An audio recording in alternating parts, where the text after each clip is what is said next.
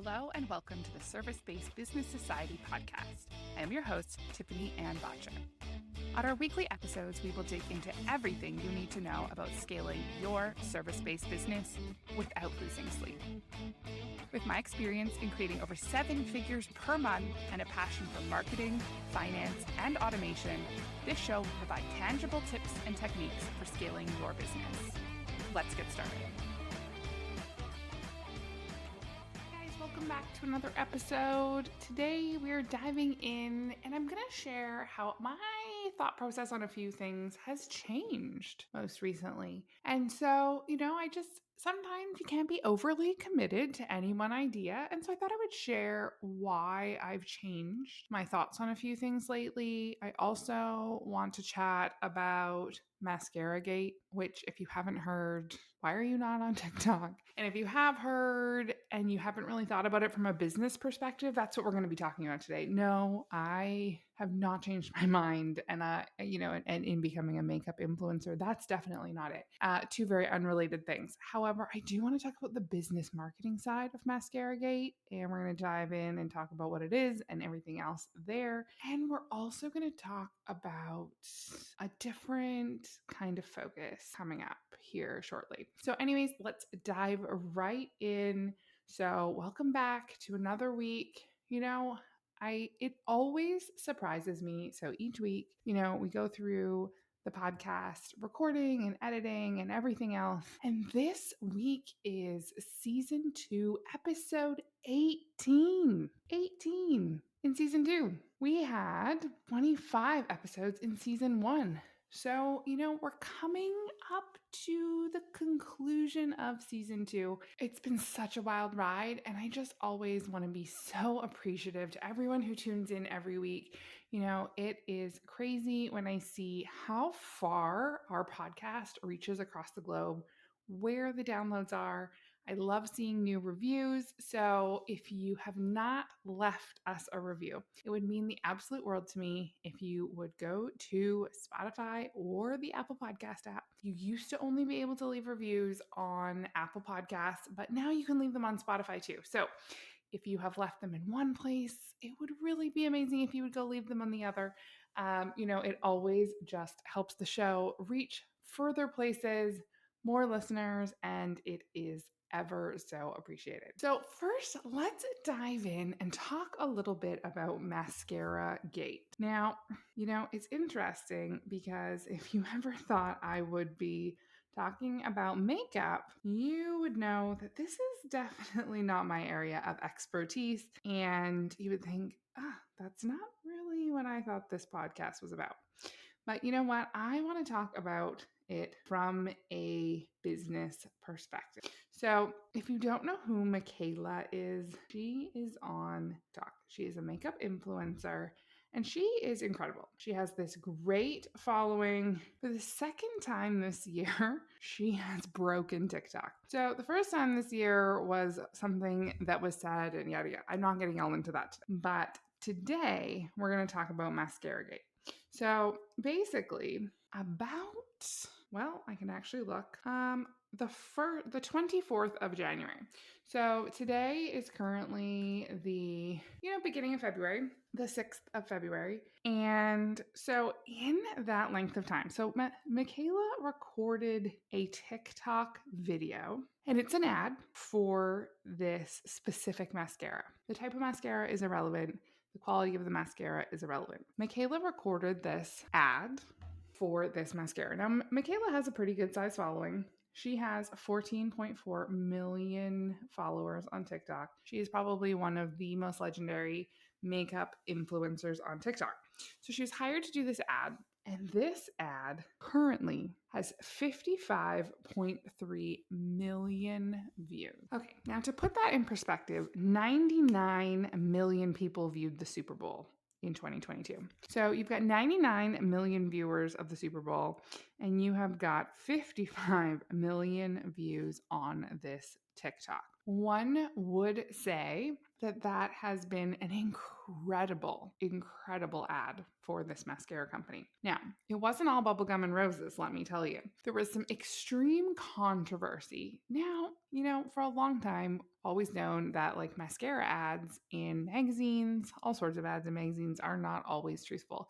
And a lot of times the after pictures have false lashes. Again, we're not diving into the makeup here, but just so that you bear with me, station, if you have not been following this along, or if you were following it along but not thinking about it from a business perspective. So anyway, but when it comes to being, more truthful, open, influencer type marketing that is more common in the TikTok space, people really pushed back when they determined that although Michaela said she wasn't wearing false lashes in the after video, that she was. So really, this is the whole premise of the thing. She did this video, she promoted this mascara, she got paid to promote this mascara, and in the after application shot, it looks like she's wearing false lashes. I don't know if she is wearing false lashes or not. Like I said, I'm not a makeup expert. However, because of the style of marketing that TikTok is, basically people like tore this girl apart and that she's lying and this is inappropriate and blah, blah, blah. But everyone went out to buy the mascara to see if it really did make it look like you were wearing false lashes. From a business marketing perspective, the mascara company is laughing all the way to the bank. I don't know what they paid Michaela for the ad, but when 55 million people have watched the first video, and when thousands of videos responding to this video have been made, tagging the mascara, tagging Michaela, tagging all these people, it basically took this mascara and not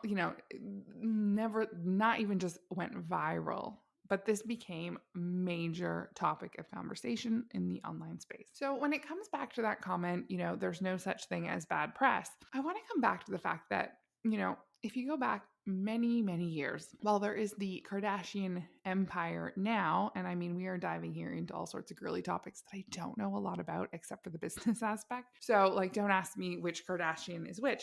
But let's go back to the fact that, the mama Kardashian there, Kris Jenner, I believe her name is, released the sex tape of her daughter. There is no such thing as bad press. Sure, it can be difficult to navigate bad press. It can be difficult to deal with and respond to and whatever else. But, at the end of the day, when people are responding to your social media posts, when people are, responding to your email marketing campaigns, anytime that someone hits reply to anything that you are putting out in the world, or shares or responds or talks about to their friend or anything, all of that just helps your message get a little further. And so I think oftentimes we shy away from bad press because it's uncomfortable. I would imagine that at one point, Kim Kardashian there was not super pleased to have a sex tape out. But I would say if we look now at her empire, I would love to have a candid conversation with her and ask. So if anybody knows Kim Kardashian, I'd love the answer to that question. But, sometimes we have to grin and bear it and get through these tough times. I actually, several years ago, it feels like several years ago, it was probably about 2.5 years ago, I actually started a subscription box company with a friend of mine. And I don't talk about it often. It definitely wasn't something that lasted too long. We ended up deciding that it wasn't something we wanted to continue with. But one of the things we did at the very beginning was we did a bunch of photos. And we had some great photos. We found this person online. He came out and did some super kind of edgy shots that kind of went with the branding, and some of them were taken on the train tracks. Turns out it's super illegal to take pictures on train tracks. Who knew? And there was no trains in the area. It was totally safe, but apparently it's illegal in Canada anyway to take pictures on the train tracks. So when we posted these pictures for marketing, people went crazy. Oh my goodness, this is why people get hit by trains, because we're glamorizing taking pictures on the train tracks and yada yada yada. And people like this picture, and it's just me and my business partner / friend were just sitting one on each of the tracks. It went wild. And she was like, oh my goodness, we have to take it down. This is terrible. And I just was like, no, every single person that makes a comment helps our content get further. So, sure, we didn't continue to use those posts. And I'm not saying go out and try and collect bad press. But what I am saying is when you get into these situations where you're like, hey, this isn't comfortable, just keep going. That's really my mantra for the beginning of 2023. Keep going. When things get uncomfortable, keep going. When things get challenging and you're not sure if you can keep going, definitely keep going. So, if we go back to this Mascara Gate incident, and I wondered how Michaela was going to handle this situation. Because so earlier in the year, she had already had kind of a TikTok blooper, if you will. Some very old content was found by someone and cropped or chopped up to say something that she didn't really say. Anyway, so at that point, she was really, really attacked online and she took a month off. She just like put hey, I'm going to take some time away from this. This is super negative. So then, only a few months later, now I thought, oh, well, you are getting well paid for this post, but you are being, eaten alive again. What is she going to do? And so I kept checking back to her account, wondering how she was going to deal with this. And I thought, well, you probably, from this amazing, from a marketing campaign, amazing marketing campaign, I'm sure you are well paid. Maybe you hired someone in PR. And so, but I kept going back to her account, wondering, what is she going to say? And so sure enough, up comes the next post. And she handled it beautifully.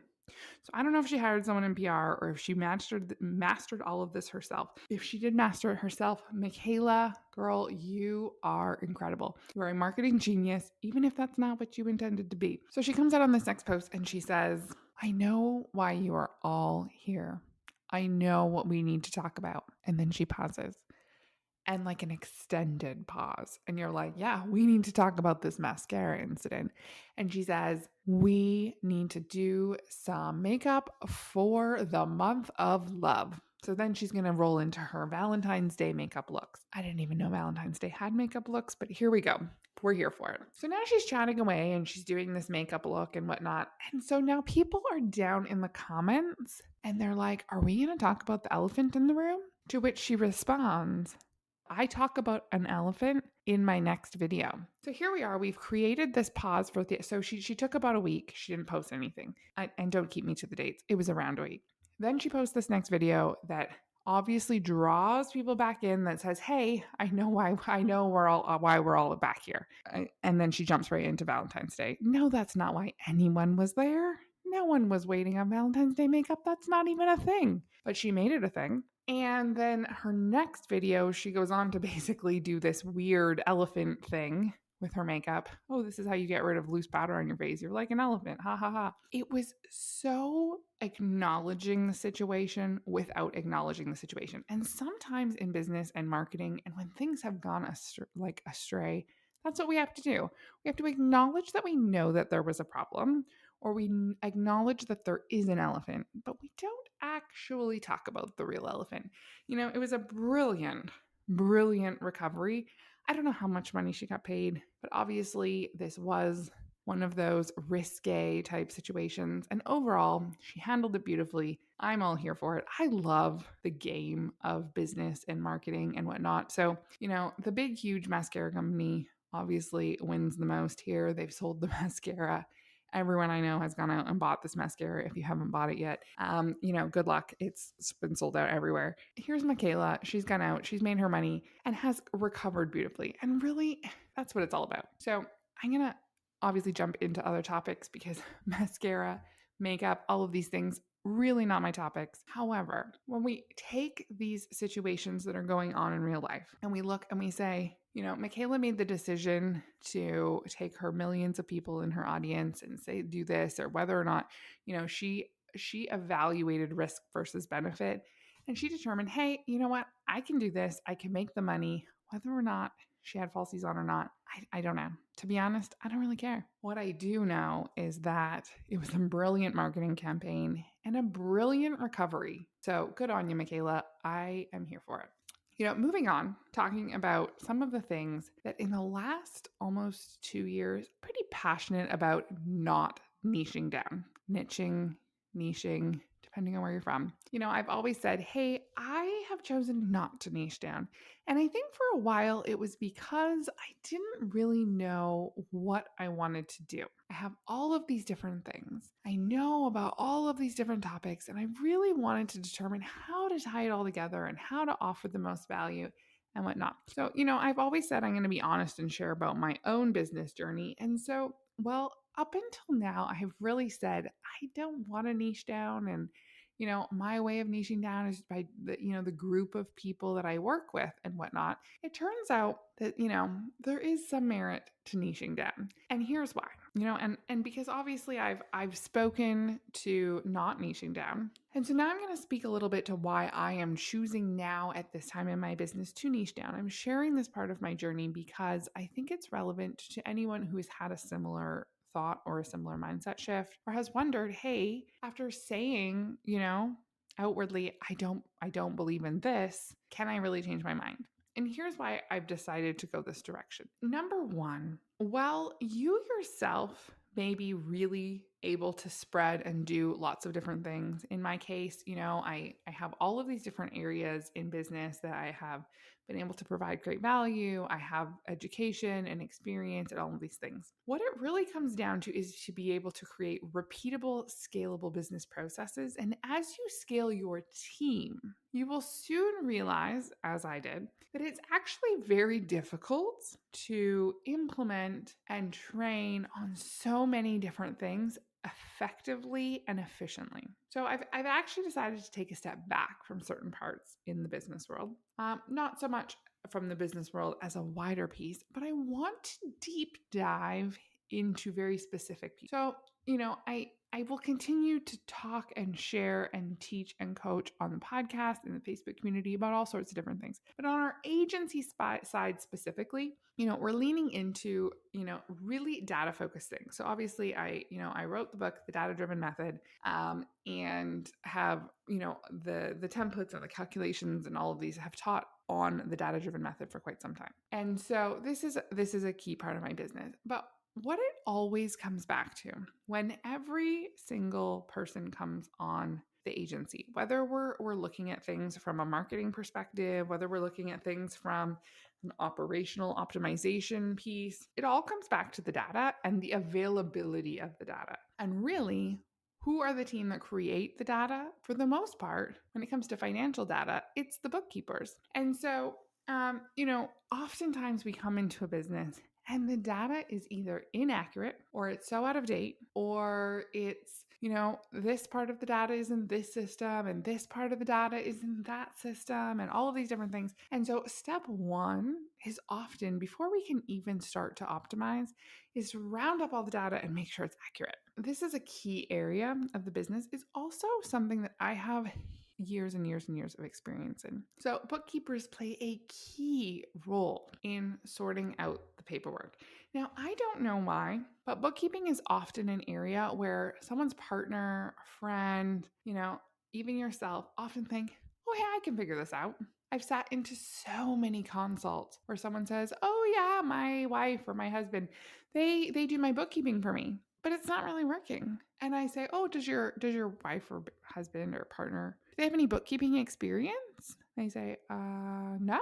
And I don't, there's this strange things. And I always try not to laugh because it's bookkeeping. The difficulty of bookkeeping really depends on your business. If you are simply tracking revenue and expenses from, one type of revenue, a couple different types of expenses, it can be fairly straightforward. But when you start to add in things like multiple invoices for customers, whether it's a deposit and a final invoice, when you are providing an estimate and perhaps billing in a couple of different increments. So like for a contractor, say your quote, you've put in a quote for $10,000 for a bathroom, and now you're going to send an invoice for $2,000 in month one and $3,000 in month two, and yada yada. Or if you're carrying inventory, or you're collecting and remitting tax, anything like this, payroll, all of these immediately start to add additional complexity. And if you don't have any bookkeeping experience, oftentimes things go astray. So this is an area that we're really going to be leaning into in 2023. So you'll start to hear some additional things about our bookkeeping services and whatnot, the podcast will continue to talk about a number of different topics. But on our agency side, we're going to be leaning into bookkeeping and continuing to offer those bookkeeping services to anyone who needs it. Small businesses, people who are just starting out, but we're also supporting bigger businesses who are looking to find ways to do their bookkeeping more efficiently at a lower price point. And with, it's becoming harder and harder in a lot of areas for people to hire good team members. And so, being able to outsource your bookkeeping is a great way to ensure that your bookkeeping continues to get done even when you're busy in your business. Oftentimes we see when someone's like, oh, well, this person who does part-time bookkeeping and part-time work in the field, or they work in, the office and administration and whatnot, the business starts to get busy, and then the bookkeeping falls behind. And then you need to make a business decision and the bookkeeping is behind and you're like, oh, I don't have those numbers yet. And so, oh, I didn't send out that customer invoice yet. Well, the customer can't pay the invoice if you haven't sent the invoice. And so now you're carrying these expenses for longer. So all of that to say, bookkeeping is going to be a big thing. And we are niching down a little in this area. So we're focusing on data and bringing data into the business so that whether that's marketing data, financial data, optimization type data, all of these things, data and bookkeeping and business strategy. So these will be the 3 areas of focus. And I'm excited to go this direction. I always said I didn't want to niche down. If you've been listening to the podcast, I've pushed back. I've talked to many of our guests. We've had some great conversations about the pros and cons to niching down. And I think I didn't want to limit. I didn't want to limit what we could do, what the value we could bring. But as we've grown our team and we've brought on more and more of these specialty amazing people, I'm realizing that it's very hard for us to be amazing at all these different things. So something is rooted in data. So we're going to continue to offer SEO services because that increases your business visibility. And that is a key data metric. SEO, while it is based on text, is still very data focused. So we're going to continue to offer SEO services. We have done some amazing things for our clients and have some great packages. We're going to, go all in on bookkeeping and business strategy and continue to talk about the data-driven method coming up very soon. We're also going to be offering some beautiful custom dashboards that help give that visual representation of data that I think a lot of entrepreneurs want to see. Not everyone is super passionate about spreadsheets and graphs and all of these things and calculations. And so, we've really noticed a deficiency in the ability to create live, up-to-date dashboards that demonstrate this data for people. So this is an area that is coming soon. And so I actually was speaking to someone about it recently and realized I hadn't really shared this information on the podcast. And so this actually goes back to my first few years of my undergraduate degree. So when I started going to university, I actually wanted to do my CMA, which is a certified management accountant. This was an area that interested me. This is not tax accounting. People always ask me tax questions. If you've heard me talk about it before I often talk about it on social media as well. Like, what is the difference between an accountant and a bookkeeper? Bookkeepers do not deal with your taxes at all. Taxes are such a specific area that is personal to you and your family's tax situation in your geographic area. It's always best to have someone who deals with taxes in your area. That, I knew when I started university, I had zero interest in tax accounting. I've always been interested in the why behind the numbers, reading the numbers, analyzing them, and using them to optimize the business, to increase profits, to increase efficiency, these types of things. So about the 3rd year of my business degree of 4 years, they changed it. It had been talked about for about 6 months after I started school, but it was just heading into my 4th year of university when the change went through. And they canceled the CMA, the Certified Management Accounting designation, and they rolled it all into one called the CPA. And so this was basically going to be a combination of this management accounting, tax accounting, everything kind of all rolled into one. And I knew immediately I had zero interest zero interest in tax accounting, and I did not want to go to school for this. So right away, I knew that I wanted to know the why. I wanted to understand the data and these different methods and using data to better and improve businesses. This was something, a passion of mine from the very, very beginning. So it's the reason why I don't have my CPA, my accounting designation, because I didn't want to do the tax part. And so I dove deeper into the business management side. And so combined my undergraduate degree with a major in accounting with this master's of business administration. And so I've combined it all to really round out educationally, this management, data points, optimization, efficiency, all of these things. And so it's interesting because people often say, oh, hey, how come you don't do your accounting designation? And I think, oh, tax accounting has got to be the driest topic on the planet. Everybody's into their own thing. But I knew from very early on, really before I even started my first class at university, that I didn't want to do tax accounting. But I've always been passionate about the why. And so this is what ties all of this niche together. The bookkeeping, with the, optimizing business, using the data to increase the efficiency, the profitability, sustainability, all of these things in your business. And so I feel so excited about this new direction and this passion for bringing this into businesses, big and small. If I go back to my corporate days when I finished there, we had scaled that business to over $1 million per month and across multiple locations and many different departments. And so the amount of, specific reporting that is required to understand what's going on in every part of the business as it's scaling is one of my favorite parts of business. So creating that, appropriate chart of accounts and reporting procedures, bookkeeping procedures. And so this is how it really all ties together. So we're going back to my roots and going and leaning into data, bookkeeping, optimization, and efficiency. And so I really hope that we can continue these discussions regarding these topics anywhere inside the Facebook group. If this is an interest to you for your business specifically, please go to our website, Bottcher, BOTTCHER.io, and book a consult. The first one's always free, and we can chat about how we can help you in your business. Well, we are all out of time for today. If you guys have not joined the Service-Based Business Society Facebook community, make sure you head on over to Facebook and we can continue the conversation. Be sure to also follow the show by going to any podcast app and searching Service-Based Business Society, click subscribe, click the 5th star, and leave us a written review. Have a great week, and we will see you soon.